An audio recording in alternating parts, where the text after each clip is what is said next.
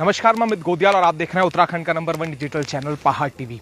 तो इस समय पहाड़ टीवी खड़ा हुआ है यूके SSSC में, और ये वही आपने देखा होगा कि लगातार यूके SSSC को लेकर वीडियो और वीपीडीओ जो पेपर लीक मामला है उसको लेकर लगातार हम आपको अपडेट दे रहे हैं। आज हम यहाँ पर क्यों पहुंचे हैं और क्या वो बड़ी खबर है जिसे दिखाने के लिए हम यहाँ पर आज पहुंचे हैं, पर उससे पहले कुछ चीजें जरूर बताएंगे। यूके SSSC में जब आज हम गए और जिस तरीके से आज सबसे बड़ी खबर आई है कि जो अध्यक्ष हैं एस राजू ने इस्तीफा दे दिया है, पर एक बात सबसे दूसरी जो निकल कर आती है, जब हम वहां पर गए तो मिलने से इनकार कर दिया अध्यक्ष जी, जब पूर्व अध्यक्ष हो चुके हैं जिन्होंने इस्तीफा दे दिया है। आखिर क्या कारण रहा होगा कि यूके SSSC के अध्यक्ष आज मिलने से मना कर रहे हैं? क्या क्या ऐसा डर उन्हें सता रहा है कि अध्यक्ष जी ने मिलने से मना कर दिया है? आखिर बड़े चैनल्स वहां पर थे, कुछ चैनल जैसे ही पहाड़ टीवी पहुंचा लगातार आपको खबरें बता रहे हैं वीपीडी और वीडियो मामले को लेकर, पर ऐसा क्या कारण हुआ? क्योंकि लगातार जो वीडियो और वीपीडीओ मामला है उसमें कई सफेद पोशों के नाम कहीं ना कहीं एसटीएफ का रडार उन पर जरूर घूम चुका है। तो कहीं ये जो सफेद जो नौकरशाही है, और ये नौकरशाही जो जिस तरीके से जब हम पहुंचे तो साफ इनकार कर दिया गया, और जो सफेद पोश हैं जब उन पर अब रडार है तो कहीं इस बात का डर तो नहीं। वहीं जिस तरीके से सूत्र से हमें सूचनाएं मिली हैं, उन्होंने जरूर ये कहा है कि नैतिकता के आधार पर इस्तीफा दिया है, पर आखिर जब हम यहाँ पर पहुंचे हैं और आपको अपडेट भी देंगे कि किस तरीके से जो लगातार जो बेरोजगार थे वो मांग कर रहे थे कि यूके SSSC के जो पदाधिकारी हैं उन्हें भी इस्तीफा दे देना चाहिए था, जब ये पूरा भर्ती घोटाला जो भर्ती पेपर लीक जो हुआ है। और तमाम जितने युवा हैं जुड़ते रहेंगे,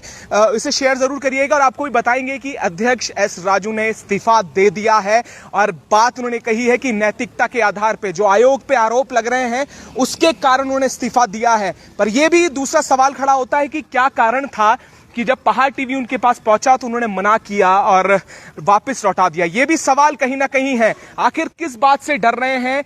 क्या वो प्रश्न हैं जिनके उत्तर वो नहीं दे सकते?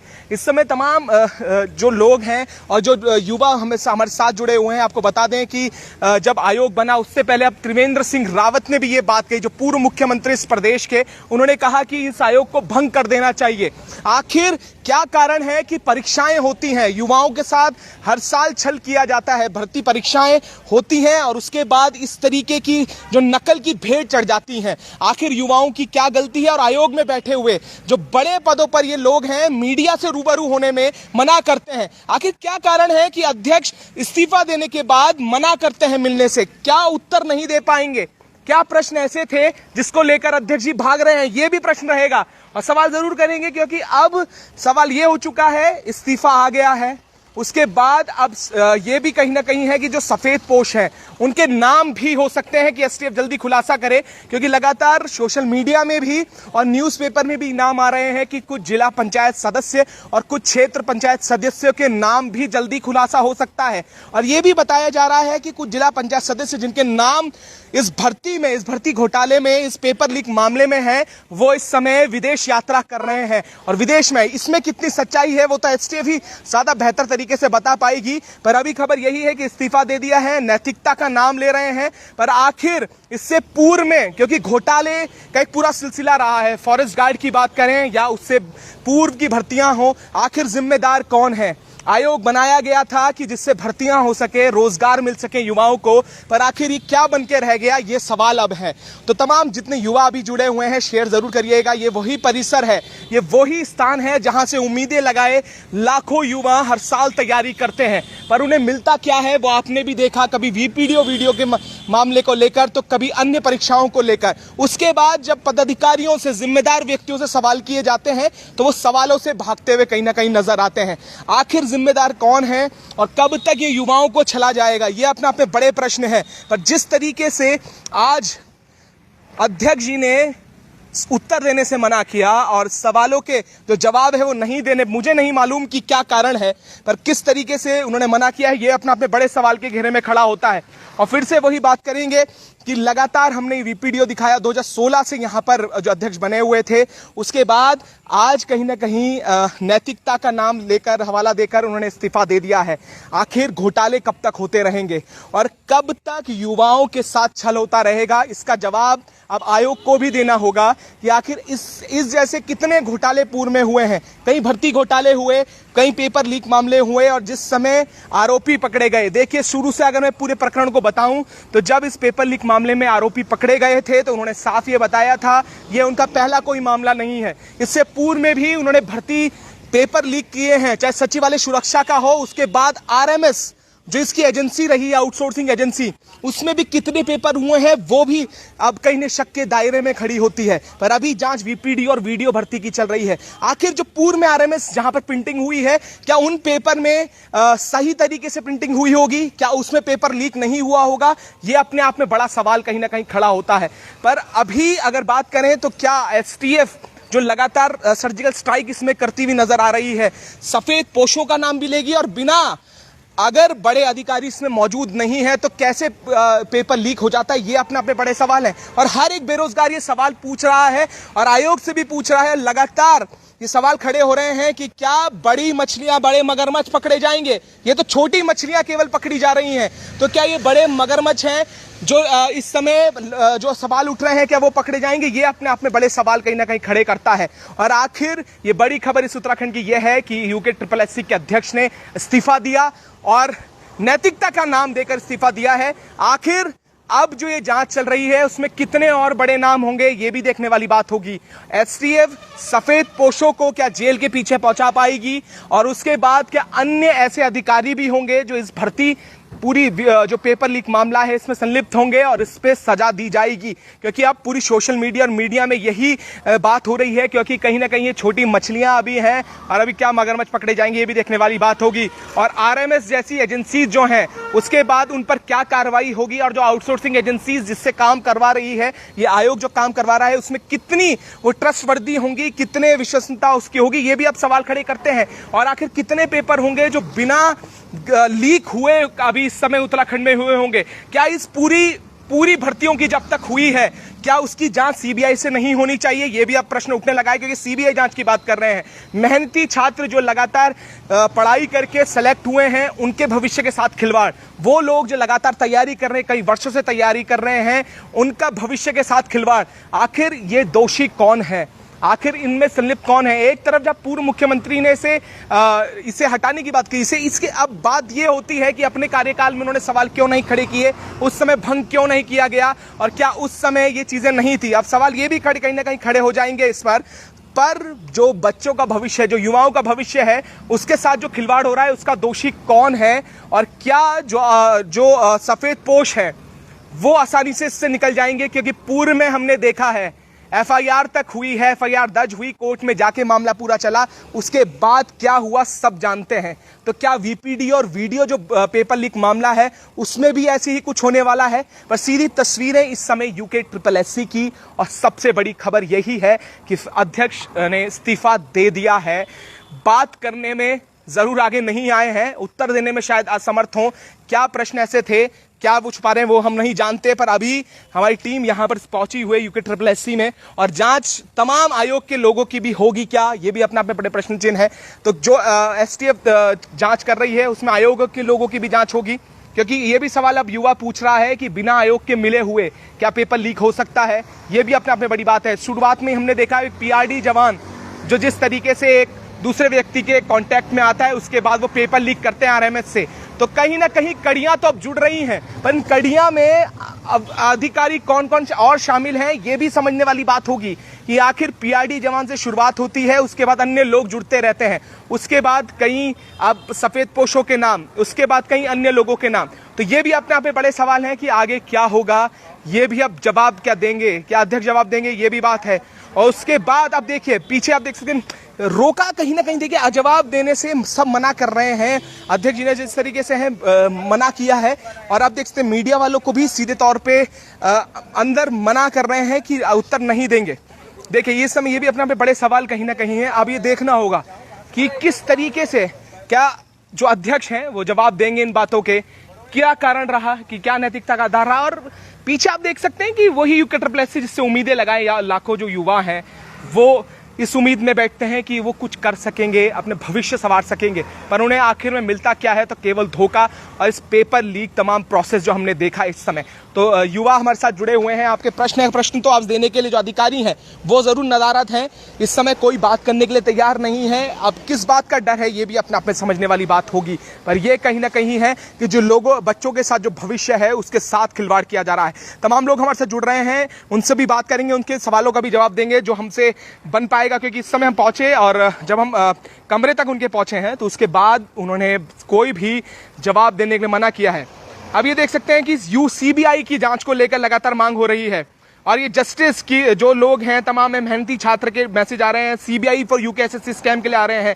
तो अब ये कहीं ना कहीं ये बात बताता है कि किस तरीके से जो युवा साथी हैं वो कितने परेशान होंगे, कितने लाचार होंगे कि इस समय उनकी आवाज जो है नहीं सुनी जा रही है। मेहनती कैंडिडेट को लेकर भी जस्टिस करवा रहे हैं और उसके बाद अब कैसा न्याय होगा जहां पर जवाब नहीं मिल पा रहे हैं, जहां पर कौन जिम्मेदार है वो जवाब देने के लिए तैयार नहीं है, किस आधार पर इस्तीफा दे रहे हैं, क्या कारण था। क्योंकि अब लगातार एसटीएफ की जांच जब से हो रही थी, उस समय जब ये पेपर लीक का मामला सामने निकल कर आया, उस समय क्यों नहीं इस्तीफा दिया गया और अब क्या ऐसी नैतिकता का सवाल खड़ा हुआ कि इस समय नैतिकता याद आ गई। ये भी अपने अपने बड़े सवाल है, क्योंकि पेपर लीक में उससे पहले फॉरेस्ट गार्ड के मामले में पेपर लीक हुआ और ब्लूटूथ डिवाइस से जो कहीं ना कहीं चीटिंग की गई। ये अपने आप में बड़े सवाल हैं कि अब इस्तीफा और ये सारी चीजें क्या होने वाली हैं। तो हम भी आप बताएंगे कि कुछ इसमें हम यहाँ पर खड़े हुए क्या कुछ रहेगा, क्या नैतिकता थी और अध्यक्ष ने क्यों इस्तीफा दिया, ये भी अपने आप में बड़ी बात है।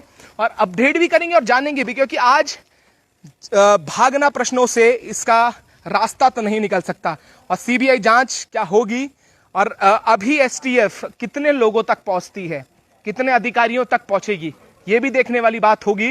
और अभी देखिएगा कि तमाम जो मीडिया बंधु हैं वो भी जा रहे हैं और ये भी सवाल रहेगा कि क्या उन्हें जवाब देंगे, क्योंकि हमने देखा कि शुरुआत से जब ये मामला था हम इसे उठा रहे थे, हम इसे बता रहे थे कि क्या चीजें रही हैं, बेरोजगार संघ से लेकर और तमाम ऐसे युवा जो ये लगातार आवाज उठा रहे थे कि इसमें धांधली हुई है, इसमें तमाम चीजों की शक के घेरे में कहीं ना कहीं भर्ती है। उसके बाद चुप्पी साधे हुए कई मीडिया चैनल आज जरूर पहुंचे जब इस्तीफा हुआ है, पर आज क्या जो चैनल शुरुआत से इस भर्ती और पूरे घोटाले को देख रहा है, उससे सवाल कर रहा है, उन्हें सवाल से जवाब ना देना कहां तक की नैतिकता है। यह अध्यक्ष जी से भी मैं सवाल करूंगा कि आखिर क्या नैतिकता रही कि आपने जवाब देने से मना कर दिया, क्या डर था कि आपने जवाब नहीं दिए। तो ये भी सवाल अब कहीं ना कहीं खड़े होंगे और सवाल हम भी करेंगे।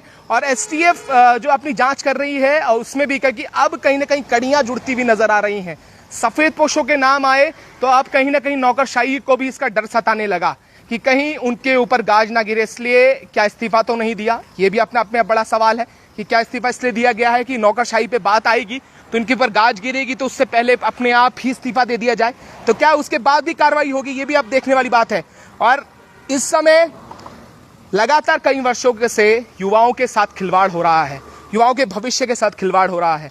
आखिर ये सारी चीजें कब रुकेंगी और जो प्रदेश के युवा मुख्यमंत्री आए हैं पुष्कर सिंह धामी, क्या इस और अब नजर बनाएंगे और इस और जो लगातार भ्रष्टाचार और ये जिस तरीके से पेपर लीक मामले हो रहे हैं इस पर सख्त कार्रवाई करेंगे, ये भी देखने वाली बात होगी। और हम भी लगातार आपको अपडेट करते रहेंगे। कई अन्य लोग भी जुड़े हुए हैं, हाँ बिल्कुल। और कई लोग देखिए ये समझिएगा इसमें कि कई लोग एक मांग कर रहे हैं सीबीआई जांच, कई लोग बोल रहे हैं कि इसमें सीबीआई जांच होनी चाहिए, परीक्षा को नियत समय से नहीं करवाने के कारण ये घोटाला होता है। बिल्कुल ऐसा ही पटवारी भर्ती में भी घोटाला हुआ था। देखिए ये भी अब आने लगे हैं, अब इसमें रद्द करो के भी नारे लग रहे हैं और कई लोग बोल रहे हैं मेहनती छात्रों को न्याय मिले, इसे शेयर भी जरूर करिएगा। अब ये देखिएगा ये चीजें हैं, कई छात्र हैं उनकी समस्याएं हैं पर जवाब नहीं मिला, तो हमने भी अब ये ठान ली है कि जितने यहाँ यूके ट्रिपल एससी में, अब आप लोग इसे डिसाइड करिएगा कि क्या कारण है कि अध्यक्ष जी ने अपने बयान नहीं दिए, अध्यक्ष जी कैमरे के आगे नहीं आए और पहाड़ टीवी पे बोलने से इनकार कर दिया, क्योंकि अन्य मीडिया भी गए हैं, अभी दिखाएंगे, अभी अन्य मीडिया गए हैं और अन्य मीडिया को अगर बयान देते हैं अध्यक्ष जी तो ये साफ होता है कि वो हमारे चैनल में आने से कतरा रहे हैं। कारण कुछ भी होगा, वो उन्हें जवाब देना होगा कि आखिर पहाड़ टीवी में आप क्यों नहीं आए, आपको क्यों समय नहीं मिल पाया। ये अध्यक्ष जी को, पूर्व अध्यक्ष को अब जवाब देना होगा इस चीज का। ये अपने आप में बड़े सवाल अब खड़े करता है, क्योंकि अन्य मीडिया चैनल सभी गए हैं ऊपर, अगर वो वहां से उनकी क्या कारण रहा वो पूछ के आते हैं, तो हम भी उनसे जवाब लेंगे कि आखिर ऐसा क्या कारण रहा कि अध्यक्ष जी ने जवाब देने से इनकार किया। क्योंकि अन्य चैनल से जब सूत्रों से पता चला तो उन्होंने कहा नैतिकता के आधार पर उन्होंने ये कदम उठाया है कि जो आयोग पे आरोप लग रहे हैं जिस कारण उन्हें इस्तीफा दे दिया है। पर आखिर अब देख रहे हैं कि लगातार अब मीडिया और चैनल्स भी जा रहे हैं, सवाल उनसे करेंगे। तो अगर अध्यक्ष जी अन्य चैनल्स को ये बताते हैं, कारण बताते हैं, और पहाड़ टीवी को जो उन्होंने मना किया है, तो इसका जवाब जरूर देना पड़ेगा अध्यक्ष जी को, और ये बताना होगा कि क्या कारण था, ऐसा क्या डर था कि जिससे अध्यक्ष जी ने मना किया। क्योंकि अब लगातार ये लड़ाई युवाओं की और इस पूरे प्रदेश के जो उन नौजवानों की है जो पहाड़ से गरीबी में रहकर देहरादून पहुंचते हैं और इस गरीबी में स्ट्रगल कर कर पेपर निकालते हैं। उनके साथ क्या होता है, गरीब माँ बापों का क्या होता है, वो दृश्य हमने भी देखा है, बहुत करीब से समझा है। तो अब किस तरीके से ये जवाब देंगे ये भी बात होगी, क्योंकि मीडिया चैनल 3 से 4 अभी हमारे सामने निकले हैं, और क्या उन्हें जवाब देंगे, क्या उनसे बात करेंगे, ये भी अब देखने वाली बात होगी। और आप देख सकते हैं कि अब क्या कारण है वो भी पूछेंगे और आपको बताएंगे लाइव कि क्या कारण रहा, कि क्या उन्होंने जवाब दिए या नहीं दिए। अब ये भी बात है क्योंकि इससे पहले 2 चैनल्स निकल चुके हैं, उन्हें जरूर अध्यक्ष जी ने अपने कमरे में बिठाया था और अपने सवाल जो कर रहे थे उसका जवाब दे रहे थे। पर आखिर हमारा क्या कारण रहा कि हमारे चैनल में ना आके, तो वो भी बताएंगे। तो हम भी लगातार अभी बने हुए, बने रहिएगा, चैनल्स को बाहर आने दीजिए, उसके बाद आपको बताएंगे कि आखिर अध्यक्ष जी क्यों नहीं आए। अब वो जवाब देंगे कि आखिर अध्यक्ष जी ने क्यों नहीं आए और क्यों जवाब नहीं दिया, इसका जवाब अब देना होगा अध्यक्ष जी को। और ये सवाल इसलिए भी है, नहीं अब ये सवाल उठे, बुला रहे हैं अंदर, अब चलिए, अब ठीक है, अब चलेंगे अध्यक्ष जी के पास, लाइव ही चलेंगे, क्योंकि पहले पूरे मना किया गया था, अब बुला लिया है, अब चलते हैं। अब सवाल यह है, देखिएगा कि इस समय हम जब अध्यक्ष जी के कमरे के बाहर थे तो हमें मना कर दिया गया था। ये भी प्रश्न करेंगे कि आखिर क्या कारण रहा, और ये अब ऐसा क्या अंदर से नैतिकता जागी अध्यक्ष जी की जो उन्होंने बुला लिया। आइएगा, बात करेंगे अध्यक्ष जी से।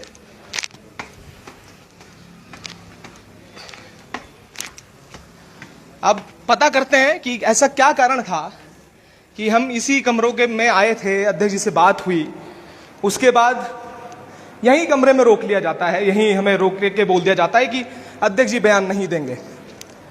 सीधे ये अध्यक्ष जी का यहाँ पर कमरा यहाँ पर है, और सीधे अब चलते हैं क्योंकि बुलावा आ चुका है। आइएगा।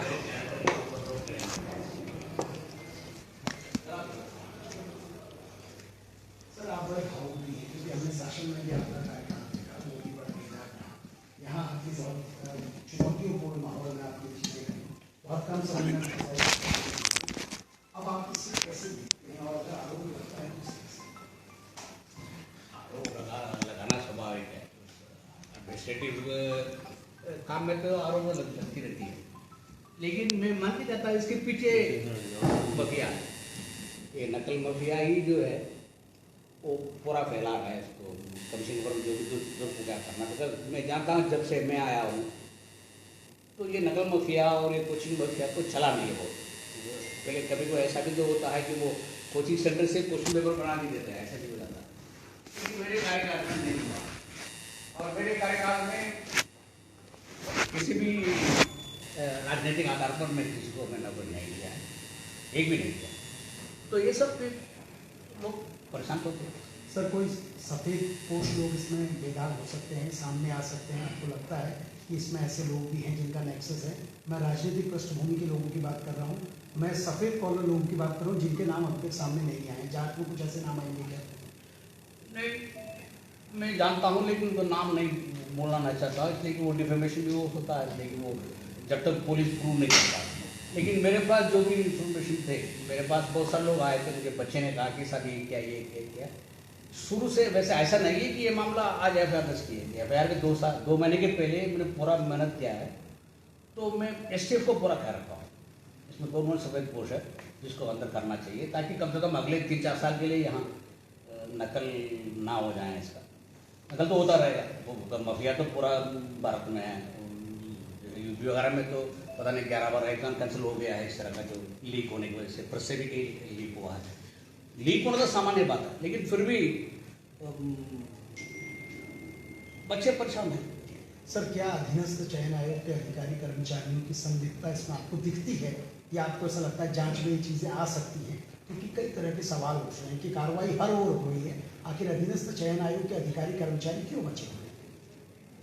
और जैसे इसमें भी मुझे भी स्पष्ट संकेत मिल रहा है इस चीज से कि अगर है तो आपके एग्जाम कंट्रोलर का कोई एडमिनिस्ट्रेटिव लैप्स हो सकता है, अदरवाइज किसी का कोई क्रिमिनल लायबिलिटी, या हम लोग नकल गैंग के साथ हमें मिले हुए हैं, अगर इनफैक्ट अगर नकल गैंग का तो इतना होता ही नहीं है इसमें, मतलब चूंकि जो जैसे फॉर एग्जाम्पल अगर मुझे इसको रफा दफा करना है तो I could simply cancel the whole exam को कैंसिल कर दे, छुट्टी, ना कोई जांच ना कुछ, और नकल माफिया बच जाता है।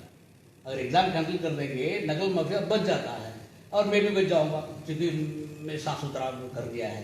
लेकिन मैंने मन बना लिया है कि भले हो मेरी नौकरी चल जाए, ये माफिया को पकड़ना चाहिए। उत्तराखंड अधीनस्थ सेवा चयन आयोग के चेयरमैन के पद से एस राजू सर ने इस्तीफा दे दिया। उनका साफ कहना है कि नकल माफियाओं को गिरफ्त बनाना जरूरी है। इस पूरे मामले की जांच के लिए उन्होंने खुद सरकार से कहा था और अब जांच सकारात्मक हो रही है और जल्द ही कई लोग इसमें बेनाम होंगे, कई लोग सामने आएंगे। वीडियो जर्नलिस्ट सोनी कुमार के साथ Surendra Dasila, News Nation, Dehradun. Video journalist Soni Kumar के साथ सुरेंद्र डसीला, न्यूज स्टेट, देहरादून।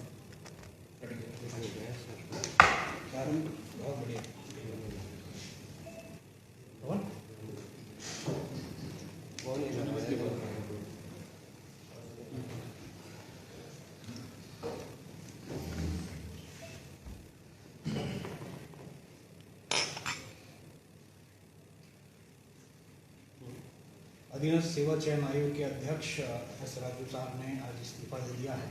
अपनी पूरी लाइफ में ईमानदारी के साथ उन्होंने काम किया है और कई बार इसको लेकर उन पर कभी सवाल नहीं उठे हैं। आज आपने इस्तीफा दिया, क्यों?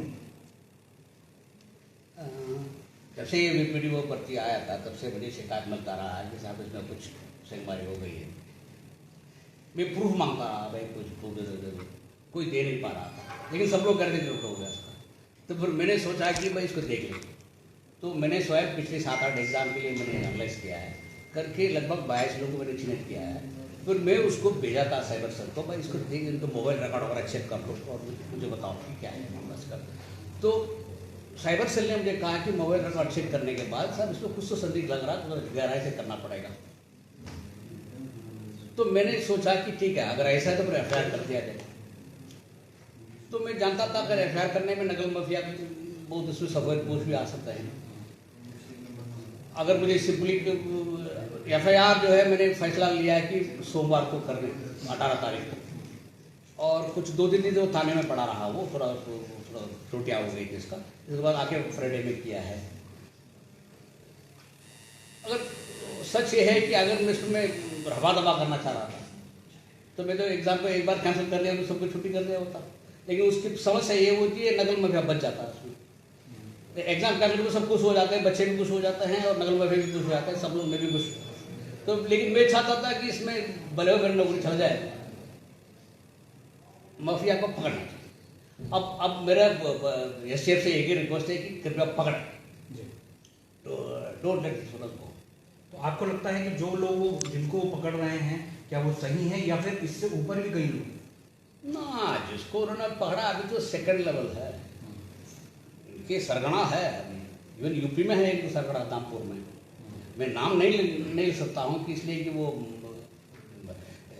ठीक नहीं है। जब तक पुलिस किसी को अक्यूज नहीं करेंगे किसी का नाम लेना चाहिए, लेकिन इनके सरगना तो है 2-3, उत्तराखंड में भी है, यूपी में भी है। सर एक बड़ी बात आपने खुद भी कहा कि जिस तरीके से सफ़ेद पोश हो सकते हैं, ये तमाम चीज़ें, क्या आपके पास भी लोग इस तरीके की कोशिश करने आए थे कि आप हमारे इनको वो कर दीजिए? क्या आपको लगता है? देखिए, उत्तराखंड में सरकारी नौकरी तो सबसे प्रीमियम है, तो कई नेता लोग तो मुझसे आए थे सर जिसके मेरा आदमी लगा दो, मेरा आदमी लगा दो, लेकिन मैंने आज तक एक भी किसी को मैंने राजनीतिक आधार पर किया नहीं, बिकॉज हमारे सिस्टम में ऐसा बड़ा रखा है हम लोग जैसे फॉर एग्जाम्पल भले हो एडमिनिस्ट्रेटिव लैब्स हो गया है, तो मेरे जो परीक्षा नियंत्रक पहले थे इसको मिस्टर डागी, वो एक सर्विसमैन है, उन्होंने इतना अच्छा सिस्टम बनाया है कि कोई इसको अगर मैं भी चाहूँ तो कर नहीं सकता। लाइक फॉर एग्जाम्पल वो OMR है, OMR में नॉर्मली कमीशन में ये होती है कि यहाँ ले आओ OMR को और यहाँ बैठ के उसको गोला मार दो, ऐसे एक आम बात चलता है कि मैं खाली छोड़ दूँ कमीशन इसको भरवा देंगे इसको, ऐसे भी चलता है। लेकिन मैंने जानबूझ के एक कॉपी यहाँ ले आए थे, एक कॉपी ट्रेशन रख दिया कि कल बता सकता हूँ उसको कि ये वास्तव में ये इसमें कमीशन भी नहीं कर पाए, जैसा इवन चेयरमैन नहीं कर पाए, इस तरह का एक सिस्टम बनाया है इसको। तो इस तरह का एक ट्रांसपेरेंसी तो हम लोगों ने बहुत दिखाया है। लेकिन इसलिए जब अगर मान लिया कोई मेरे पास कोई पॉलिटिकल प्रेशर भी आता है, मैंने कहा कि भाई आप इसको कर नहीं पाएंगे, इसको हम ऐसा सिस्टम बना देंगे कर पाएंगे। और सच ये है कि मैं करना नहीं चाहता था, मेरी जिंदगी में कभी राजनीतिक आधार पर मैं नहीं किया, तो I will not do it. लेकिन सर, जिस तरीके से आपके वर्क शैली है, ईमानदारी की तरह आप काम करते हैं, जिस जगह पर आप ईमानदारी से लोगों को नौकरी दे पा रहे थे, या फिर जो अब आपने इस्तीफा दे दिया, फिर अब तो फिर कैसे होगा? आप देखिए सरकार क्या निर्णय लेता, मैं तो इस्तीफा सबमिट कर रखा हूँ। अभी सरकार क्या निर्णय लेगा आई डोंट नो कि मेरे इस्तीफा के बारे में, नंबर 1। नंबर 2, आप ये मान लीजिए मेरे इतने लंबे अनुभव से बता रहा हूँ, भारत में सबसे कठिन काम है ईमानदारी। ये सच, जो भी जांच होता है, जो भी होता है, वो ईमानदार के ऊपर ही होता है। तो ये थे एस राजू साहब, जिन्होंने साफ तौर पर कहा कि मैं ईमानदारी से काम करूँगा और अगर मैं काम नहीं कर पाया तो मैं इस्तीफा दे दूँगा, तो उन्होंने इस्तीफा दे दिया। कैमरामैन पवन के साथ में पंकज पवार, भारत समाचार गुजरात। सर एक दो और हम लोग भी ये भी बड़ा ये होता है कि भाई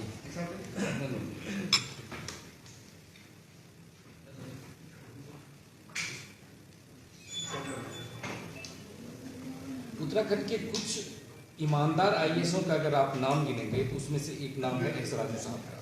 और 2016 से एस राजू साहब यहाँ पे UK SSSC के चेयरमैन हैं। और पिछले दिनों जिस तरह से विवाद हुआ, उसके बाद आपने यहाँ पे इस्तीफा दिया है। आखिर किस तरह से, कितने दिनों से आपको ये बात दिमाग में आ रही थी कि इस्तीफा दे देना चाहिए, क्योंकि ईमानदारी पे इस बार सवाल था? देखिए वो आजकल भारत में प्रॉब्लम ये है, ईमानदार रहना बहुत मुश्किल है।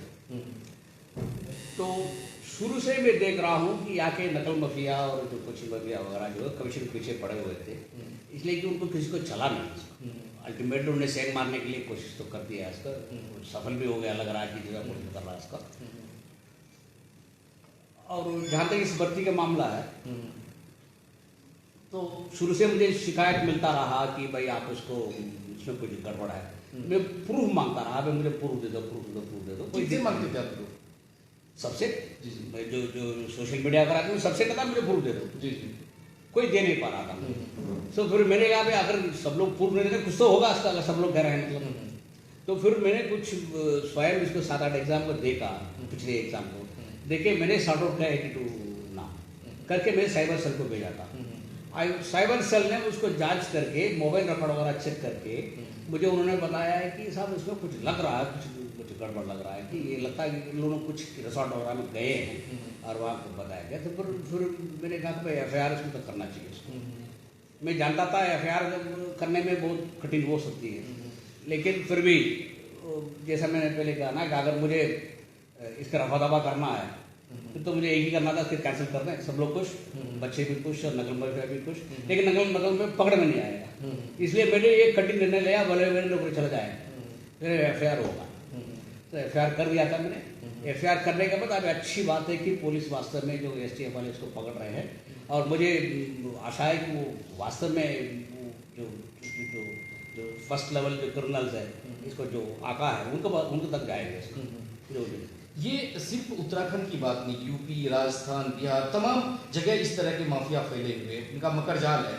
इसको तो कैसे तोड़ेंगे? आपके पास भी तमाम लोग आते होंगे, क्या लगता है कि कौन कौन लोग हैं, सफेद पोश है, नेता है, ये लोग भी इनमें शामिल हैं? एक एक्चुअली प्रॉब्लम ये होता है ना, this is not the first FIR हम लोगों ने की है, ऑलरेडी 4 FIR कर चुके हैं। एक बार जो है कुछ मुन्ना भाई बैठ के 12 के बारे में एग्जाम लिख रहे थे, उसमें 24 लोग के खिलाफ हमने FIR किया। फॉरेस्ट गार्ड में एफ किया है। और उसके बाद जो है एक और एग्जाम्पल है जहाँ ट्रेजरी के अंदर खोल के अंदर जगह गोला कर दिया है रात में जो खोल के, उसको उन्होंने पकड़ लिया है। लेकिन मैं देख रहा हूँ अभी इसमें ठीक से जिस तरह का जांच होना चाहिए, अगर उससे उनको पकड़ ले होते तो शायद ये नौबत नहीं आता। वो थोड़ा कमी तो है, उसको भी पुलिस को सुधारना। आपके नजरिए से किस तरह से जांच होनी चाहिए, किस किस एंगल पे जांच हो इस मामले में? जी इस मामले में तो ये जो कर रहा है वो सही रास्ते में तो जा ही रहे हैं, लेकिन अभी जो फिलहाल जिसको पकड़े हैं तो सेकंड लेवल है, अभी पहले लेवल पे नहीं पहुंचे। ना वो असल सरगना तो ये एक आदमी धामपुर में बैठा है और यहाँ उत्तराखंड में एक दो लोग हैं इस पर। अच्छा, नाम नहीं लेना चाहता हूँ बस। अच्छा, कोई पॉलिटिकल कनेक्शन है इन लोगों के? पकड़ने के बाद ही पता चलेगा। जी हो सकता है, ना भी हो सकता है इससे। अच्छा, जब आप इस पद पे हैं 2016 से हैं, तो आपके पास भी कई लोग आते होंगे ये कहने के लिए कि बेटे की नौकरी लगवा दीजिए, इसकी नौकरी लगवा दीजिए, पॉलिटिकल सोर्स भी लगाते होंगे। कितना प्रेशर रहता है इस पद पे बैठकर? बहुत प्रेशर रहता है जी। और मेरे ऊपर और सचिव के ऊपर बहुत प्रेशर रहता है।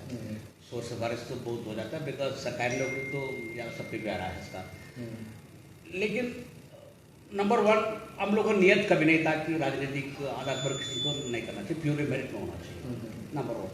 नंबर टू, हम लोगों ने सिस्टम भी ऐसा बनाया है, इवन मैं चाहता किसी को पास नहीं करा सकता, ऐसा बनाया हम लोग। अच्छा, एजेंसी लेवल पे जो आप लोग एग्जाम लेते हैं, तो एजेंसी लेवल पे भी कई स्तर पे सेटिंग हो सकती है, क्योंकि वहीं से क्वेश्चंस होते हैं, कई बार तो वहीं से सेटिंग हो जाती है। ये अभी फिलहाल इस स्टेप पे कहना तो यही है कि जो जहाँ प्रिंटिंग हुआ है वहाँ से किसी ने क्वेश्चन पेपर छुड़ा लिया है, वो संभव भी हो सकता है। I cannot say anything because inquiry में चल रहा है, पता नहीं इंक्वायरी में, बिकॉज पहले इंक्वायरी में ये ऐसे बताया जा रहा था कि कमीशन में पेपर लीक हुआ, कमीशन के कंप्यूटर में निकाल दिया गया, बाद में वो सही नहीं निकला उसका, फिर अभी कह रहा है प्रेस से निकाला है, but then you never know. I am still not very sure कि ये भी सही है, तो उसका कल दूसरा भी निकल सकता है। सर, सवाल ये है कि क्यों ना अपनी मशीनरी जो है वो डेवलप किया जाए, बाहर से आउटसोर्स करने की बजाय हम मशीनरी डेवलप करें, ताकि उस पर आपका सर्वाधिकार हो, वहीं से सब कुछ हो। इसकी सोचा जा सकता है इसका, बिकॉज कुछ लाइक फॉर एग्जाम्पल यूपीएससी में अपने ओन प्रेस चला रहे हैं। जी। तो लेकिन हमारे प्रदेश में पता नहीं उनका कोई जो फाइनेंशियल स्थिति ऐसा है कि एक बार हम लोग भी सोच रहे थे कि ये पे हम लोग प्रेस लगा दें, लेकिन प्रॉब्लम ये है आप जितना भी प्रेस लगा लेते हैं अल्टीमेटली आदमी की ईमानदारी के ऊपर है। एग्जाम ऐसा होता है जैसा मान लिया किसी, इवन हमारे कर्मचारी भी प्रिंटिंग करते हैं, उस समय मान लिया वो क्वेश्चन देख लिया तो किसी को बोल देगा, तो अल्टीमेटली किसी को ऊपर विश्वास करना ही पड़ेगा। क्या यहाँ भी संस्थान में ऐसे जो ऑफिस है इनके भी कुछ लोग हैं ऐसे जो इस सेटिंग में शामिल थे, ऐसा आपको महसूस होता है? सबसे बड़ी खुशी की बात तो ये है कि अभी फिलहाल एसटीएफ ने मुझे साफ साफ कह दिया है, वर्बली एटलीस्ट, कि कमीशन में किसी भी अधिकारी और कर्मचारी का कोई क्रिमिनल लायबिलिटी इसमें नहीं है, इसमें लिप्त नहीं है। आपने इस्तीफा दे दिया है, अगर मुख्यमंत्री आपके इस्तीफा को स्वीकार नहीं करते हैं या स्तर पर स्वीकार नहीं होता तो फिर आगे अनवरत जारी रखेंगे और सफाई अभियान चालू रहेगा?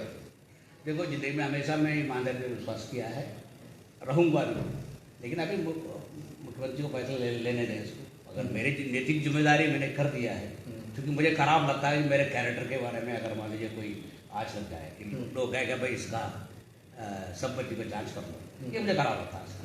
इसलिए मैंने दे दिया, नैतिक जिम्मेदारी कर दिया है, भले वो कर्मचारी, हमारे कर्मचारी किसी को इसमें लिप्तता नहीं पाया गया।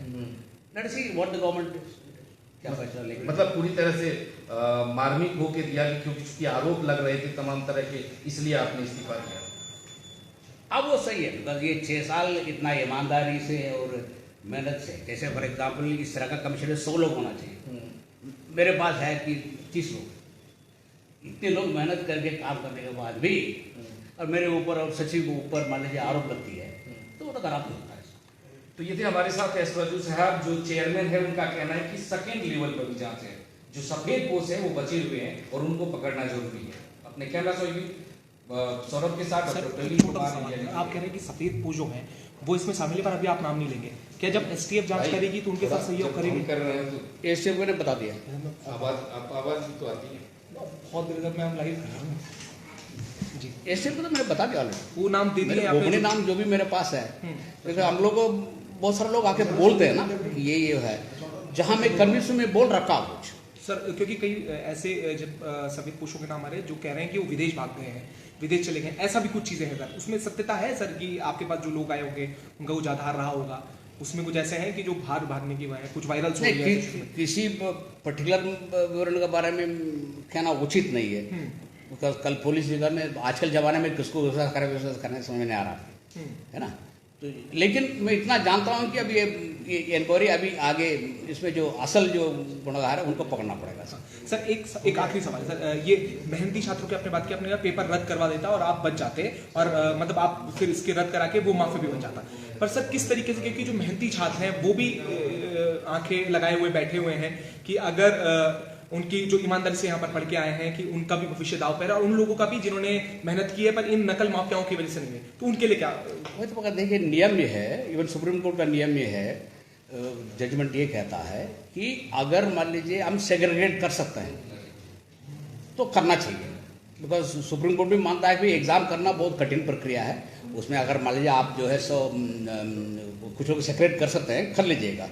तो इसमें मैं भी चाह रहा था, बिकॉज मैं नहीं चाहता था कि सबको नुकसान हो जाए, बिकॉज मैं अक्सर जानता हूँ 900 लोग हैं उसमें, ऑलमोस्ट एवरीवन मेरिटोरियस बहुत मेहनत करके पास किए। तो ये जो 50-60 ये नकलची की वजह से 1000 लोगों को नौकरी हमको, it's not question of 1000, in fact इसका चेन इफेक्ट देखे तो कम से कम 2000 होता है, नुकसान नहीं करना चाहिए। इसलिए मैंने कहा कि ये सिंपल तरीका, मान लीजिए इसको कैंसिल करो, सब लोग खुश, नकल माफिया भी खुश और बच्चे भी खुश और मैं भी खुश। मैं नहीं करना चाह रहा था, तो मैं सोचा इसको FIR होने दें, चाहे मुझे नौकरी रहे ना रहे। ठीक है सर, थैंक यू। तो ये देखा आपने, ये देखे अध्यक्ष एस राजू ने इस्तीफा दे दिया है और ये भी बताया है कि किस तरीके से जो सफ़ेद पोशों के नाम यहाँ पर उन्होंने बात करी है। उन्होंने कहा है कि उन्होंने STF को जो सारे जो आधार है, अभी नाम उन्होंने ज़रूर नहीं लिया है, उन्होंने ये ज़रूर कहा है कि उनका नाम उन्होंने दे दिया STF को, पर अब देखना होगा कि सफ़ेद पोशों तक क्या STF पहुँच पाएगी, और ये मगरमच्छ जो की बात जो लगातार हो रही है क्या उन तक STF का हाथ पहुँच पाएगा, ये भी देखने वाली बात होगी। और लगातार, क्योंकि एक समय था कि जिस समय अध्यक्ष आप जरूर यहाँ पर नहीं थे, अपने सवालों के जवाब उन्होंने दिए हैं, अब देखना होगा STF पे क्या कार्रवाई करती है। हम भी लगातार आपको अपडेट देते रहेंगे, तो ऐसे जुड़े रहिएगा और देखते रहिएगा पहाड़ टीवी।